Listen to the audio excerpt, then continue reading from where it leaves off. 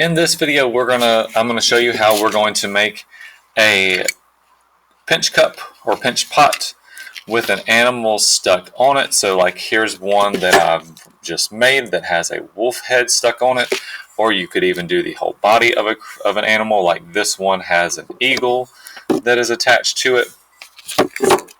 So you're gonna need your clay that you have. You're gonna need your mat. If it's still rolling up a lot, unroll it and roll it in reverse with the bottom on the outside, and that's going to help it to lay a little more flat. What you're going to do first with the clay is you're going to break it into two pieces. So grab it and twist. You could also cut it with your knife. Just be careful you don't break that knife, and be careful with any knives, even plastic ones. But I want two pieces, one a little bigger than the other. The bigger one is going to be my cup. So let's get started. So you are going to need your fork and knife, a pencil, or a otherwise little stick will work too, and you need a little bit of water. But what I'm going to do with one of those pieces is make the cup part. So I'm going to take my clay and roll it into a ball. And then I'm going to stick my thumb in there. So digging that in to make a crater. And that's going to be the start of my pinch pot. And then what I'm going to do is with my fingers, I'm going to start to pinch the side. So what I'm doing here is my thumb is on the inside, and I'm literally squeezing the clay with my fingers. And when you squeeze it, you're stretching it, you're making the walls thinner, and you're making it bigger. I can take my thumb and kind of move it in a circle on the bottom, and that's going to make the bottom flatter and a little wider. Help me stretch it out some. You can also drag your fingers along the sides, and that's going to smooth it out. But we want to pinch this with our fingers until we get it to a good shape. My clay I've been handling a lot to make a lot of these videos, so I apologize. Mine's a little cracked. I probably need to wet it some more, but I don't want to do that while I'm working with it. So get it to a decent shape. It does not have to be perfect. We'll talk later about how we can fix that top, because just from you pinching, you're probably not going to have a very even top of it, and that's okay. If you do get it too wide, which I did in some spots, what you can do is you can cut it, and we can overlap this a little bit. I'm going to add a little bit of water, because usually there's a reason. If it splits on its own, it's usually too dry. But if it gets too wide, you can make small cuts and overlap, but make sure you add a little water in those spots to get rid of the memory that it was added there. Alright, with the extra that we have, that's where we're going to add our animal, whether it be a head or a whole body, and you could also add other details like a handle. So what I'm going to do for mine is I'm going to take and break mine into two chunks because I want a handle on mine. What I'm going to do with this other piece is I'm going to flatten it out. Use this part of your hand right where your wrist meets this. It's like the heel of your hand. That's the best part of your hand that you can use to flatten this out. You can also flip it, or you can take a cup and roll over it. But roll that out to a little bigger than the piece that you want stuck on there. Then use a pencil or some other tool and draw roughly the shape you want.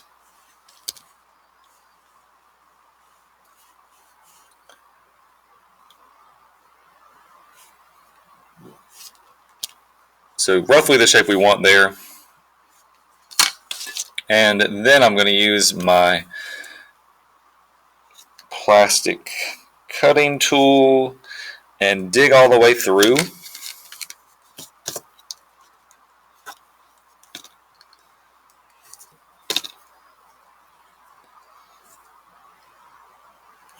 And I made this about cookie thickness.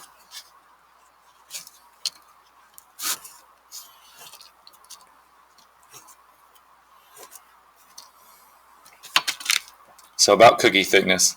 Alright, now I'm going to attach this on there. So we can't just stick it on. So I'm going to flip it on the back.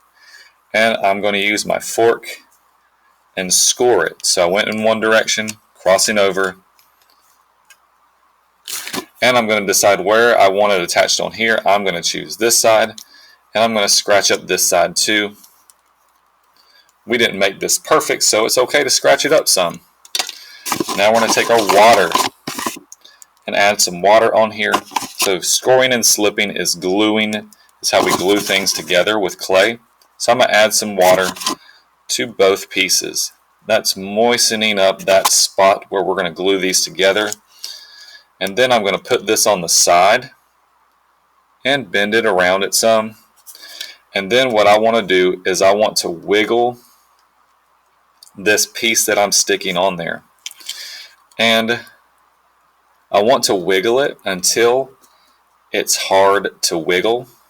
So you'll start to feel that it's a little more difficult. And when it's a little more difficult, then we know that we've got it on there. It's not going to go anywhere. If it's still easy to wiggle, it's not stuck to it. Alright, so now that's attached. And then I'm going to smooth out my seams. So I don't want seams. That's bad. So where I have seams, it's going to be possible for it to come off. So I'm rubbing my finger on there, trying to get rid of any seams that I have. And you can do that with your hand. You could do that with a tool also. But trying to get rid of seams is time well spent. Alright, so I could also add details, like I could add an eye.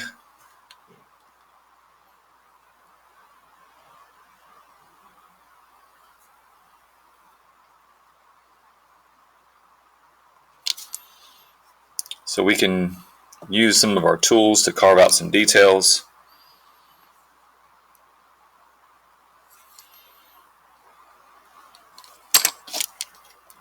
I think forks work really well for giving like the look of fur, because it can rough up the edges a little bit. So add some details.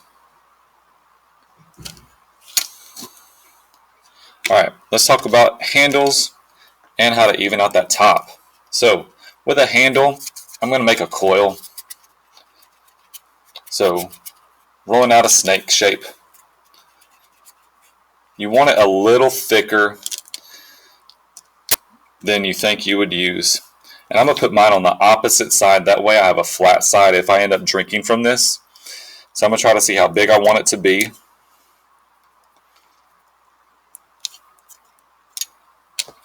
And then what I'm going to do. So there's two ways I could attach this. One is I can make an indention in it. I think that works a little better. The other option is we could score and slip. But I'm going to do indentions because that's what I would want you to do if you're making yours with a handle. Make a little indention, a little dimple, little crater. Add water. And the reason I'm suggesting that is that then we're actually joining this together more. Again, wiggle. So I'm kind of pressing on this a little bit as I'm twisting until it doesn't twist really well, until it starts to be harder. And now I'm going to smooth this out. Get rid of that transition. I don't want to see the seam. No seams. Alright, do the same over here. So, and I put the bigger end of my coil because no coil is ever perfect. My bigger end I put at the top because my top I thought was thinner. So, twist, wiggle it, and then blend in.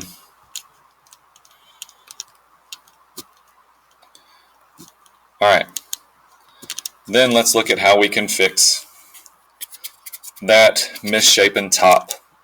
two ways we could fix our misshapen top. One is that, especially if you are out of clay, then, well, you can't do a coil on the top. But so one option is we could take the top. We can use our little plastic cutting tool, our plastic knife, and we can trim the top off.